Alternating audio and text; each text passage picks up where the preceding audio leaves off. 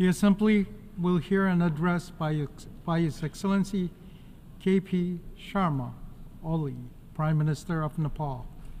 I request protocol to escort His Excellency and invite him to address the Assembly.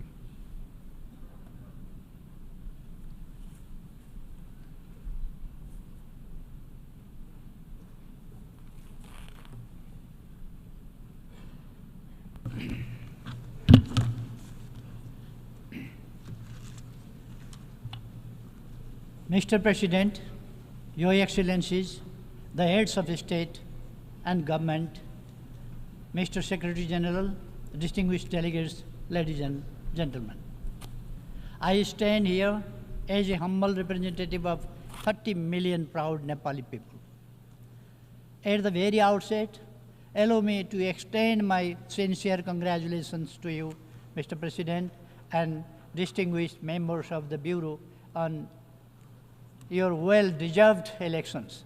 I would also like to reaffirm Nepal's full support as you undertake the important responsibilities entrusted to you.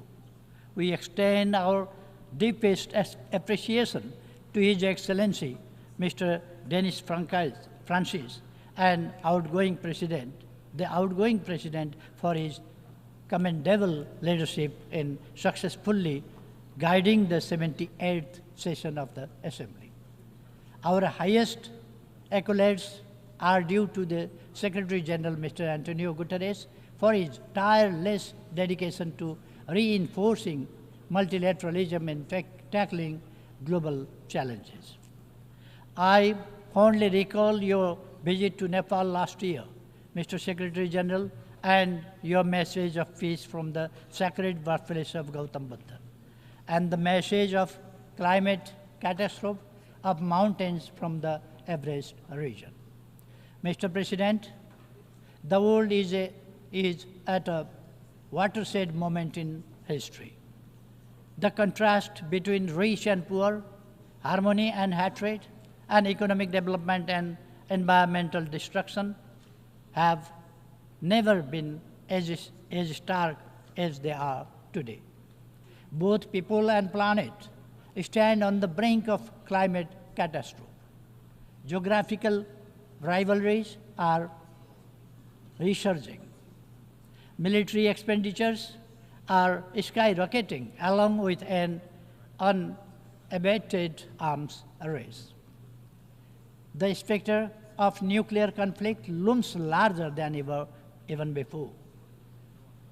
On the one hand, our economy remains frail, still grappling with the lingering effects of the COVID-19 pandemic. On the other, nationalism and protectionism have re-emerged. Even before we have reaped the benefits that liberalism and globalization were meant to deliver. Even after 300 years of industrialization and modernization journey, it is deeply troubling that in our so-called civilized world of 21st century, wealth and prosperity are concentrated mostly at the hand of global north, and the poverty and destitution are heavily concentrated in the global south, particularly in the least developed countries. To overcome these travesties, we must demonstrate our leadership that promotes meaningful cooperation and collaboration. It is only through collective will and unified action that we can turn the tide and usher in an era of enduring peace and shared prosperity for all. In this context, the theme of this session, leaving no one behind, acting together for the advancement of peace, sustainable development, and human dignity for present and future generations, could not be more timely or relevant. We have reaffirmed our commitment through the Summit of the Future to build a safe, just, and sustainable world for both present and future generations. This pledge is embodied in the three pivotal documents we have adopted: Pact of the Future, Declaration on Future Generation, and the Global Digital Compact. We must demonstrate our determination to implement these documents for the well-being of present and future generations. Mr. President, allow me to underline that the principle of leaving no one behind has long been the cornerstone of Nepal's approach to development across all sectors. This philosophy is enshrined in our Constitution, which upholds the values of democracy by guaranteeing inclusivity, equality, justice, proportional representation, human rights, and social protection for the most vulnerable sections of society. I am determined to lead my country with my deep conviction to comprehensive democracy. For me, comprehensive democracy ensures equal rights, equal access to opportunities, social justice, protects the vulnerable communities, and provides the security and dignity for all individuals.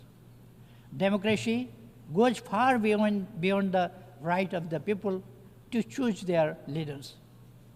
It is about leading the people towards prosperity and happiness so that they could feel highest level of dignity. At the international level, sovereign equality and mutual respect constitute the backdrop of comprehensive democracy. These principles are essentially for building the frameworks of a just, inclusive, equitable, representative, and accountable global order. Mr. President, as a nation emerging from conflict, Nepal deeply understands the profound value of peace and political stability. Since the signing of the Comprehensive Peace Accord in 2006, Nepal has been firmly focused on completing the peace process at the earliest. Immediately after the formation of my government, Parliament passed a transitional justice bill to settle transitional justice issue once and for all. While we implement the law, we will uphold victims' rights, including truth and justice. We will also use reparations and reconciliation to heal the wounds and scars of conflict period. We appreciate support from international community, including the UN system, in this regard. The present government, formed by the collaboration of our two major political parties, is determined to secure stability while driving economic transformation for the inclusive and equitable prosperity to our people. At this juncture, stability and economic transformation are paramount to us than our periodic competition in elections. We have dedicated ourselves to realizing our national aspiration, prosperous Nepal, happy Nepali. Nepal will be graduating from its LDC status by 2026. We are diligently working towards achieving the Sustainable Development Goals, SDGs, by 2030 and aspire as become a developed country by 2043, despite facing significant economic headwinds. However, our path to achieving the SDGs remains fraught with difficulties. We are confronted with a substantial financial gap of about 24 billion US dollars to attain the 2030 agenda. In this backdrop, Nepal hosted the IDA 21 replenishment meeting last June, underscoring the crucial need for continued and enhanced support from the International Development Association along with other development partners. In this pursuit, we strongly reiterate our call for enhanced, predictable, and sustained international support. Mr. President, climate change has emerged as the gravest threat to our planet, people, and prosperity.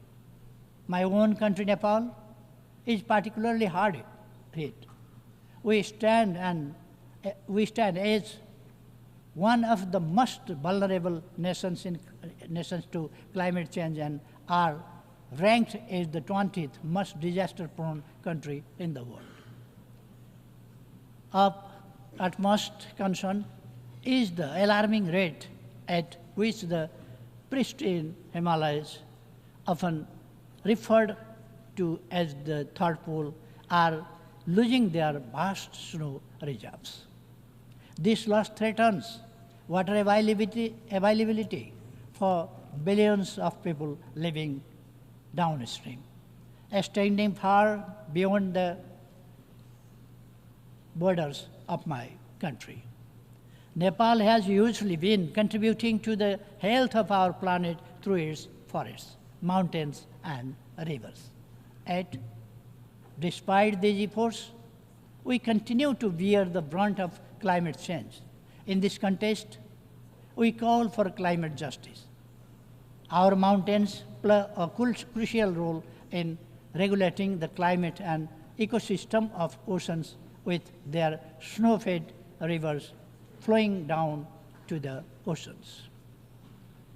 Nepal's Himalayas, as a natural climate stabilizer, help maintain a cooling system in a region situated in the hottest zone of the planet between the Tropic of Cancer and Capricorn.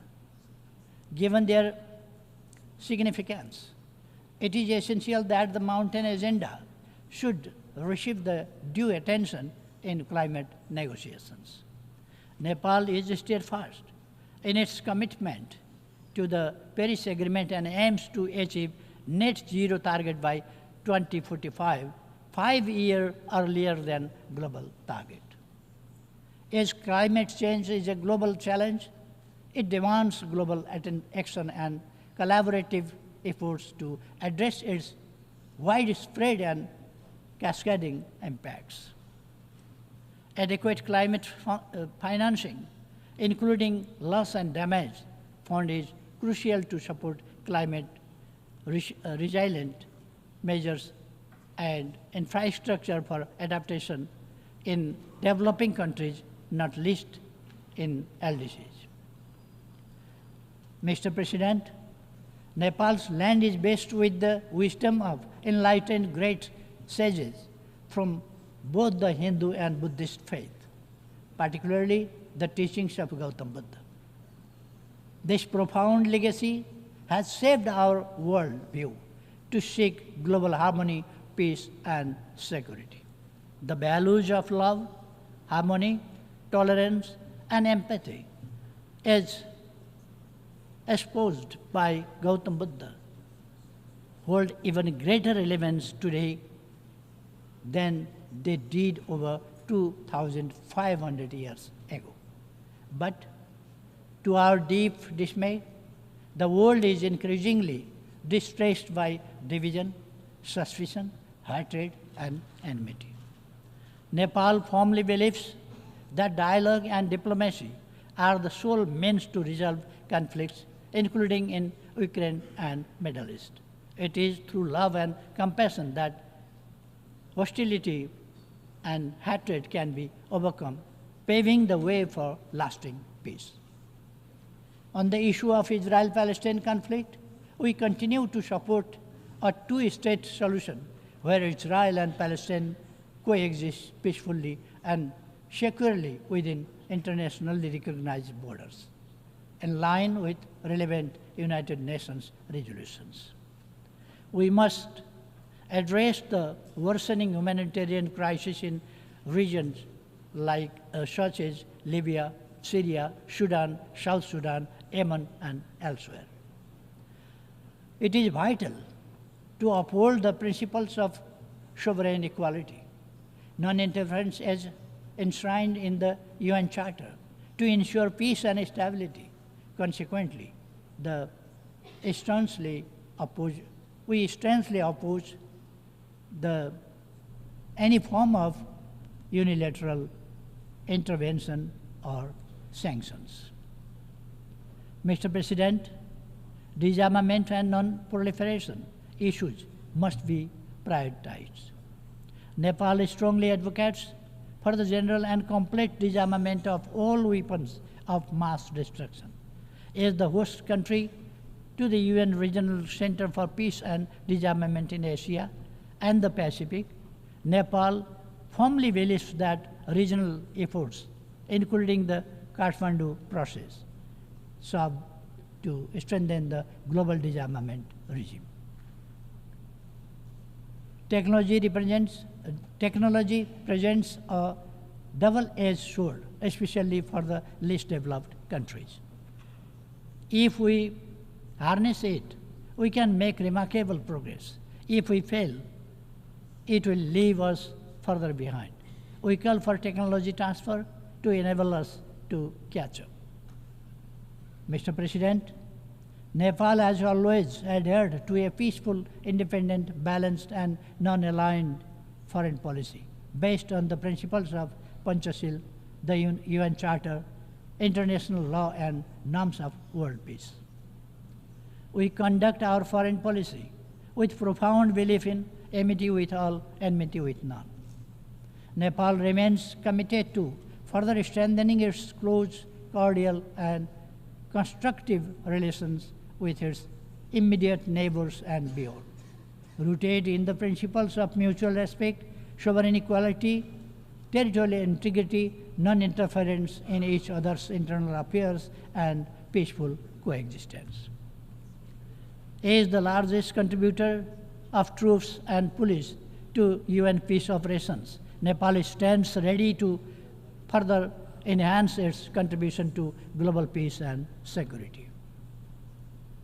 Nepal believes it is our rightful call for having commensurate representation in the leadership positions both at the UN headquarters and in the field, reflecting our significant contribution. Mr. President, Nepal firmly advocates for the reform of the UN system to make it more effective, democratic, transparent, and accountable. We firmly believe that a stronger multilateralism with the United Nations at its core is the only path forward to tackle the numerous global crises we face. We echo a call for substantial reform of the global financial system as aptly described it by Secretary General Mr. Antonio Guterres as morally bankrupt. The voice and representation of countries in special situations, including the LDCs, landlocked developing countries, LLDCs, and small island developing states must be ensured. Mr. President, Nepal firmly upholds the belief that all human rights are universal, unalienable, indivisible, interdependent, and interrelated. It is with this conviction that we have become a party to 24 international human rights related conventions and protocols, including 7 of the 9 core instruments. We are fully committed to promoting gender equality and ensuring equal rights for women. Nepal is making necessary legal arrangements for the full realization of all human rights for women and girls, including their sexual and reproductive health rights. Protection of the rights of migrant workers, including their safety, security, dignity, and well-being, has always remained our priority. We strongly advocate so far orderly and regularly migration to ensure that the benefits of migration are shared by all. Finally, Mr. President, the world we inhabit the world we inhabit is far from being perfect. Yet, it is not all doom and gloom. We firmly believe that humankind is still capable enough to march ahead without compromising the prosperity and happiness of future generations. None of the global challenges we are facing today have been imposed by alliance. These are our own makings, our own creations. Therefore, it is self-evident that by fostering global understanding, trust, and cooperation, we can overcome these problems and challenges. A just, inclusive, and equitable world order, as well as sustained prosperity and attainable when we collaborate effectively. Let me resonate the wisdom of our ancient text, the Maha Upanishad, from around the 6th century BC, Vasudhaiva Kutumbakam, meaning the whole world is one family. We not only hold this philosophy dearly, but we also act it on our everyday life. With this constant conviction, Nepal is committed to playing its role to secure our shared aspiration of enduring peace, progress, and prosperity while leaving no one behind. Thank you.